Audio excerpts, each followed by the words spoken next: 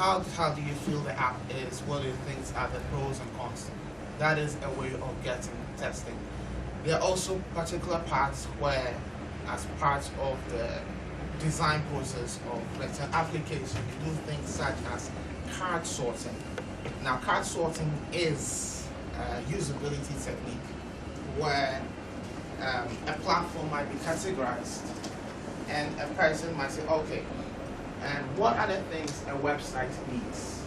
So things such as, let's say, it needs encryption, okay, it needs authentication. So they come systematically put and list all the things down, and people discuss. So we have a moderator and a facilitator, the participants. So you say, okay, I think this website that you're trying to design needs this, it needs that.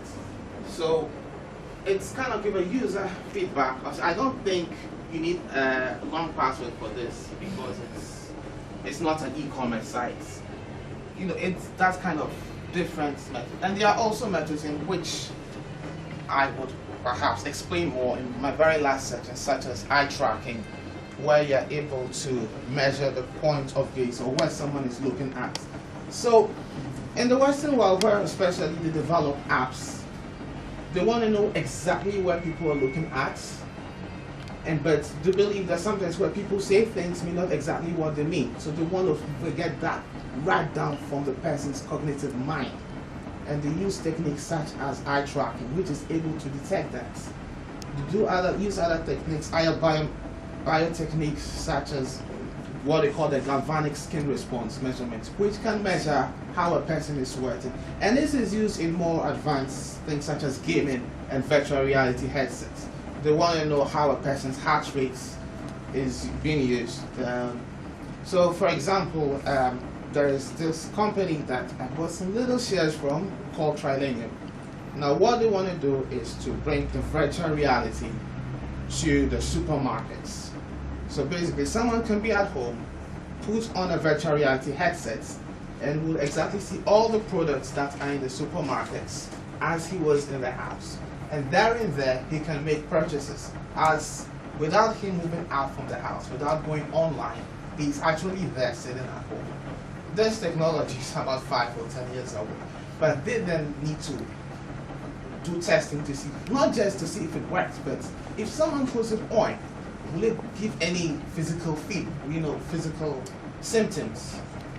Will the person begin to have high breathing rates when he puts these things on? Because if things go wrong at that front, they will get sued. Say, yeah, I put on this headset, I had a heart attack. Meanwhile, the system works, but that system has a negative effect on the body. So it's just more than just design it and make sure it works. You have to make sure that the person uses it and there's no discomfort to the person. So these kind of labs are there to make sure that they meet certain standards that have been put forth.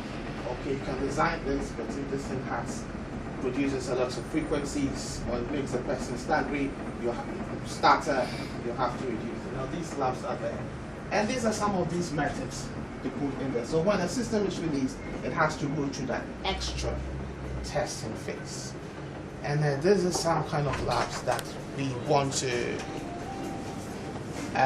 implement and we want to introduce. And so I was asking, is it a laudable idea to have that? And even if it is introduced, I will want to understand how it's going to work in tandem with the industry. This is what I was trying to put across. So I think from the developer's point of view, tell us, would you, after developing an app, would you go to a UX lab? For cash startup.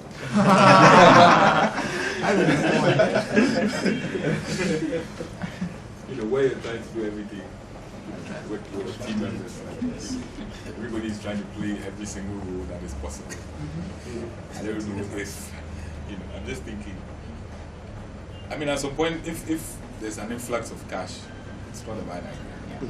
I don't think it's a bad idea. I think perhaps if we start getting contracts from abroad to develop softwares and applications where they require such high standards, Sure. Yes. then Makes absolute sense. think it's when it might be useful. Yeah. So with the example you gave, that is somewhat complex technology. Yes. You know, for us, I don't know if that is something that we're currently doing here in terms of like VR. I couldn't get more complex than virtual reality. So I don't know. Honestly, I'm on the fence. Right, Just okay. saying. This is just one. We have other methods such as the think aloud method. Now, the think aloud method is one of the most simplest used. So basically, someone goes on a website or an app, and how the person is using it, he talks aloud. So, okay, I'm clicking on this button, I'm moving towards the next page. Okay, this is, okay, what do I search? So he has a task he has to do. For example, your task is to go to the BBC website, check on the weather, and see if you can just do so. So the person has assigned the website. So the person goes on in there. Okay, so I type in bbc.co.uk.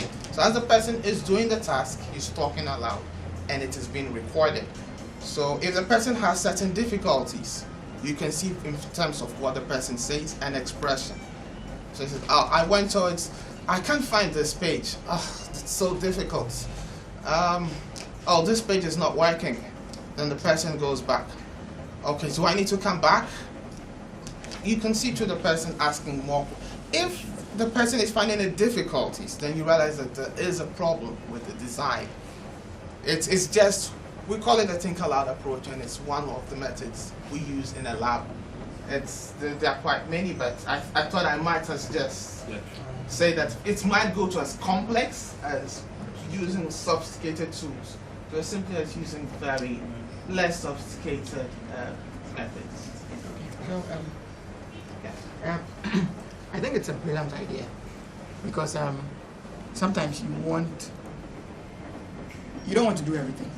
I mean, as a cash trap startup, I feel your pain. I mean, I tried it. That is why I'm wearing a suit today. After a while, my friends were not going to give me another chance to have another go at it. And eventually I will come back. But for now, from the corporate point of view, I think it makes a lot of sense. My only question is, let's not forget who our customers are. We're talking about Ghana. And this is a fact. I mean, if you are probably the age of 35 and above, an average Ghanaian, you probably did not use a computer when you were growing up. You know, the first time you probably saw a computer would have been if you were in an office that they brought computers and said, now we want to use computers. And these are the people who have economic value. These are the people who have money, people who are timber, market women, etc., etc. So how does a lab like yours handle people like this? That's one question. And then the second one is it's a contribution. I see the value in things like this with regards to moving on to electronic channels, because it's cheaper, it's more convenient. I mean, for the business. As a bank, for example, if you had a lot of people doing their business offline, it helps. Rather than coming into the banking all the time, stressing out the tellers, using more AC. All of these things have, you know, they have their pros and cons. So I understand. So I think it's a fantastic idea. But if you can address the kind of users that we have. I have an answer or an idea. I'm trying an attempt. But Davidson, can you? Okay, so. Okay. So obviously the clients we are talking about here and their approach, their conduct, and in fact even the way they see everything is cultural to start with. So it's more to do with, okay, what is this new thing you're bringing to us? But let me clarify here that for us as a lab, the intention is to sample, for example, the clientele base that you, for example, as a bank will have in mind. So okay, maybe you want to go at market women, you want to have a particular product for market women, or SMEs for that matter. User Hub comes in and says that, okay, this is your intended clientele base. Okay, culturally, these people might not be tech savvy. Okay, they're the kinds of people that when you tell, okay, have you used a smartphone before? They'll ask you what? Do you know? And stuff like that. How do you get to such a clientele base? So on our part, what we would do is to say that, okay, leave that job to us. We get to go to the market, to the field, and say that, okay, I know you don't have a smartphone. You haven't even used it before. You don't know what an app is. Okay? But if you've put your money in the bank, there's an intended product or service for you. So it comes back to, okay, let me get a sense of what you know to begin with, and how I can advise my client, who is the bank, what they should do in one, educating them, or what they should incorporate in a service or product they are developing. That will help the market woman or the person on the field. Most often than not, most people just don't have an idea how something works. In fact, when I started using online banking, I struggled for a while. I mean, to think that, okay, even I'm tech savvy, I was like, you know, how to move things around. So every now and then, I think my first 2 transactions, I had to call the bank because I wasn't sure if my money had, you know. So even for me, it's a challenge. You get it? And that was a few years back. So the experience is different. But the challenge is, like you're saying, the end user, the client. How would they adopt the product or service, or product A or B over another one? Just to add, I think perhaps if it's a market woman that needs to adopt the technology, it wouldn't stop user from inviting one into the lab. First of all, to assess how she would use the technology and what challenges she has. That will inform us, okay, so she's having challenges in this and this and this. Therefore, if that is a beta design, the main system that will come up will need to factor this. Perhaps people of such caliber will have difficulties in understanding what this is and what that is, and therefore perhaps the design must be this. So in such forms, I think it's actually even more appropriate in terms of the lab to use that kind of. And I deliberately chose the market woman example because I'm looking at the person who doesn't know anything about IT. But, so for example, there was another example we debated some time back, in fact, somewhere last week, right? Yeah. About farmers, Yeah. for example. There's a lot of agri-apps that are coming these days. You know, and they're throwing them at the farmers. They come to the Without villages and say them. that, okay, you know, if it's a bank or, okay, you can check market prices of foodstuffs. Yeah. So if you are selling it, you know your benchmark, for example.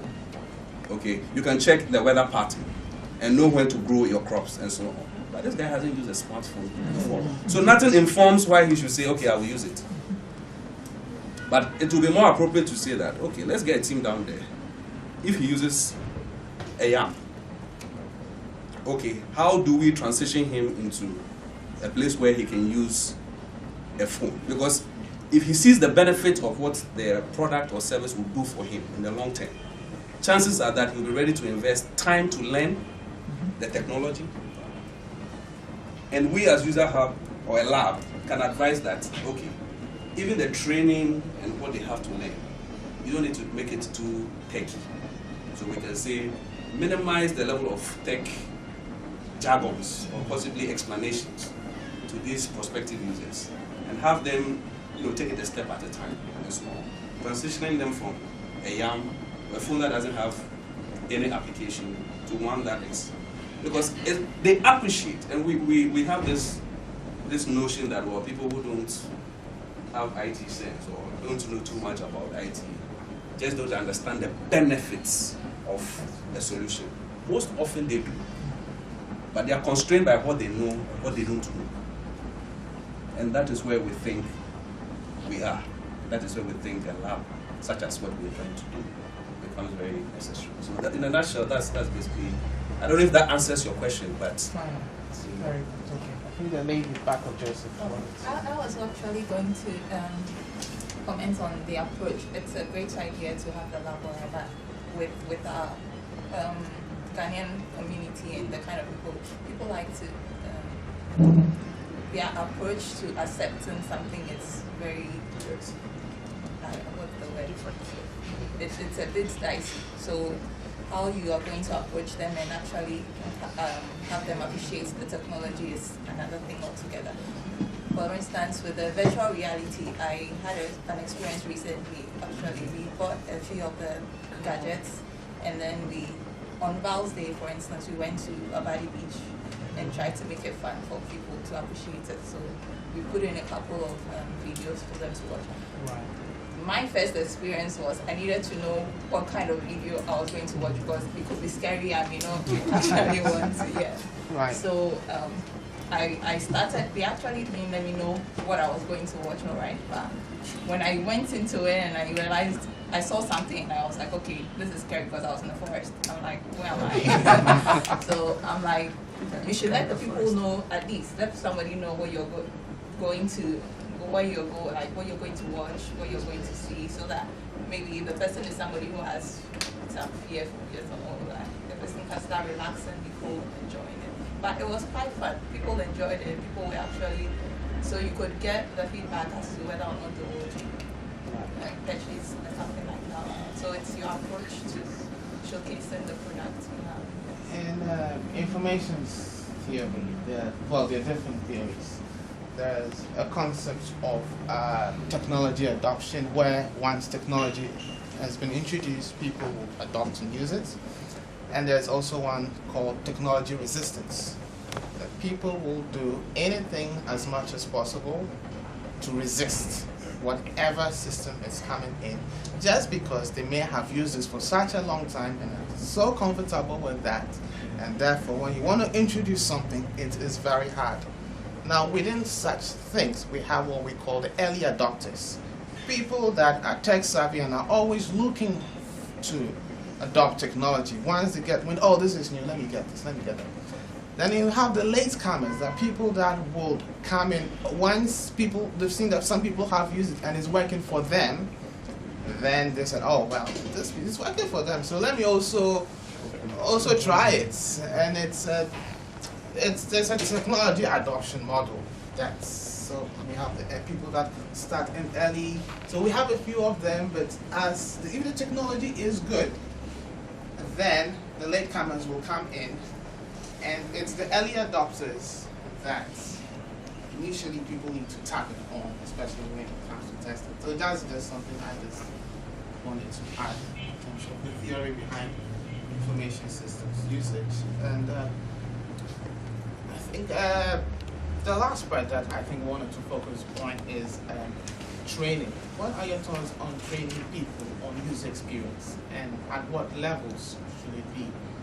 Because User Hub, one of the things we want to do is to liaise with other user experience groups or certification bodies where we can offer UX training and certifications based on different types, based on simple usabilities, how to undertake eye tracking, more sophisticated ones. And we just wanted to know if it's something that would be appealing, whether there will be interest in it. If it comes out that we are offering certifications in that side, will there be that demand to say, okay, let's just get that training? So anyone can share your thoughts on that.